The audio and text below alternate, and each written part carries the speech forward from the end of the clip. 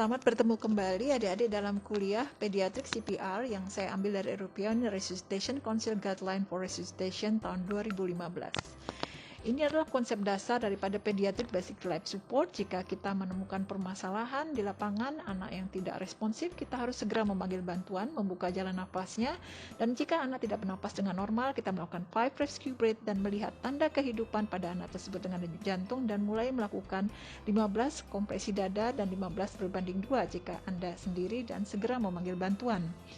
Dan ini adalah proses yang penting daripada bagaimana kita mendeliver napas, yaitu harus 1 second pada saat kita melakukan 1 kali nafas. Dan for chest compression di sini kedalamannya setidaknya adalah 1/3 dari anterior posterior yang dada.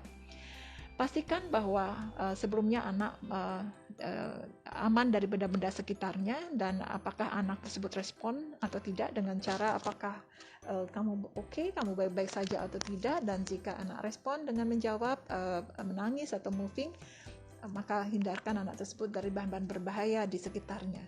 Dan jika anak tersebut tidak respon, selalu panggil bantuan terlebih dahulu sebelum melakukan tindakan. Dan di sini harus dilakukan pembukaan airway dan pastikan aman dari benda-benda asing yang ada di sekitarnya. Dan dengan fingertip kalian pastikan aman dan lakukan look, listen, and feel.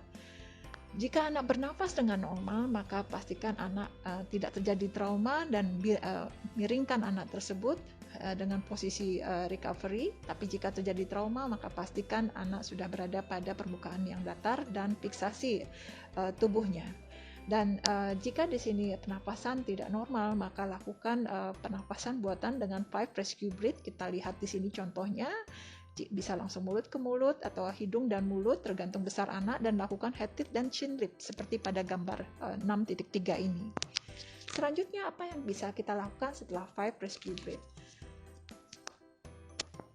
Pada tahap ini, maka tahap selanjutnya setelah 5 rescue breath kita lakukan pemeriksaan nadi dalam waktu lebih kurang 10 seconds. Dan di sini jika tidak terdapat tanda-tanda kehidupan, maka saatnya kita melakukan kompresi dada dengan 15 kompresi dan 2 ventilasi.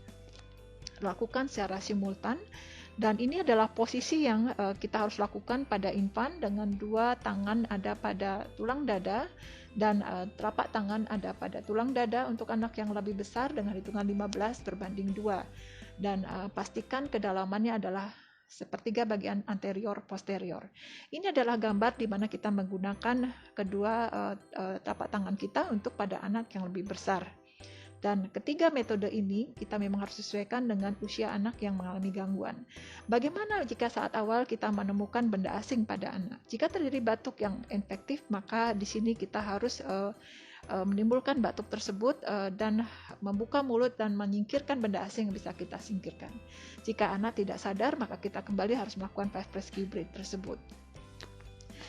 Jika tersedak, apa yang harus kita lakukan? Ini adalah tambahan tindakan yang harus kita lakukan jika anak tersedak oleh sesuatu. Pastikan airway-nya terbuka dan bersih dari benda asing. Dan ini yang harus kita lakukan pada infant, yaitu back blows, chest thrust pada infant atau back blows in small child. Dan ini akan memastikan benda asing tersebut keluar. Heimlich maneuver juga bisa kita lakukan pada anak yang sadar, dan kita lakukan seperti ini dengan menekan tangan di kedua bagian bawah daripada tulang dada dan menarik ke atas sehingga benda asing yang masuk yang membuat batuk itu yang mendadak tersebut akan menyebabkan benda asing tersebut keluar. Apa tanda daripada adanya benda asing pada jalan nafas? Pada umumnya akan terlihat batuk yang mendadak. Terjadinya batuk tersebut sering menyebabkan kebiruan, ketidakmampuan nafas yang efektif, dan di sini anak mulai turun kesadarannya dan terjadi cyanosis. Inilah hal-hal penting yang saya sampaikan secara singkat terkait dengan European Resuscitation Council Guideline dan Pediatric Basic Life Support. Terima kasih, sampai berjumpa pada kuliah lengkap selanjutnya.